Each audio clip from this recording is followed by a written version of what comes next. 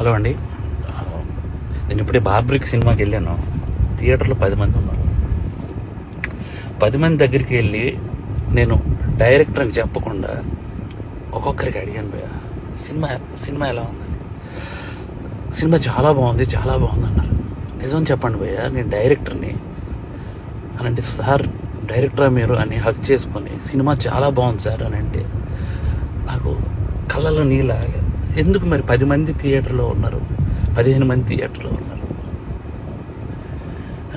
ఎందుకు నాకు అర్థం కాలేదు. అంటే ఏం చేస్తే వస్తారు? నేను ఇంత 2.5 ఏళ్ళు పిచ్చుకొక్కలా కష్టపడ్డాను. 2.5 ఏళ్ళు. మీకు ఒకటి చెప్పాలి, నేను నిన్న సాటర్డే ఆఫీసులో చిన్న మనస్తాపం అయింది. థియేటర్కి ఎవరు రావట్లేదని చెప్పేసి ఇంటికి వెళ్ళాను. మా ఆవిడ సినిమా 4:40 షోకి వెళ్ళింది. నేను 5 o'clockకి ఇంటికి వెళ్ళిపోతున్నాను చెప్పాను. నువ్వు సినిమా చూసిరా, నేను ఇంటికి వెళ్తున్నాను అన్నాను భయ్య. మా ఆవిడ పరిగెత్తుకొని వచ్చేసింది భయ్య. నాకు అప్పుడు అనిపించిపోయింది, నేను ఎక్కడ మనస్తాపానికి చెంది ఆత్మహత్య చేసుకుంటారేమో అని వచ్చేసింది భయ్య. అది 2.5 ఏళ్ళ కష్టం తనకు తెలుసు.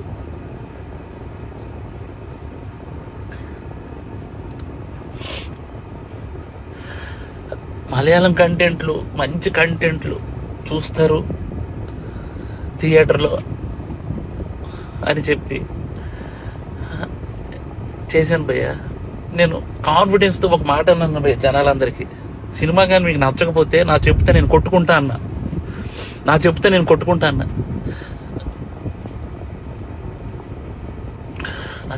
కొట్టుకుంటానంటే కూడా జనాలు రాలేదు భయ్య.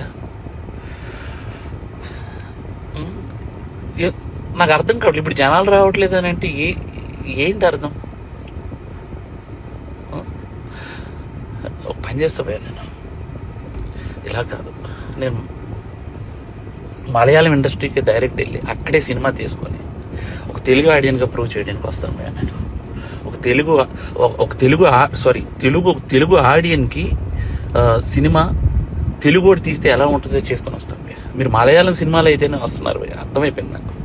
అంటే పరభాష చిత్రాలు కంటెంట్ సినిమాకి ఒక్కసారి వెళ్ళి బాగాలేదంటే నేను ఒప్పుకుంటా భయ్య. మీరు సినిమాకే రాకపోతే నేను అసలు బాగాలేదు బాగుందో నాకేం తెలుస్తుంది అసలు? నాకు ఎలా?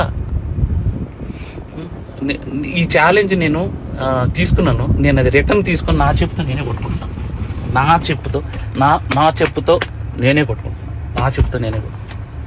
చాలు భయ్యాగా, చాలు ఉంటా, బాయ్.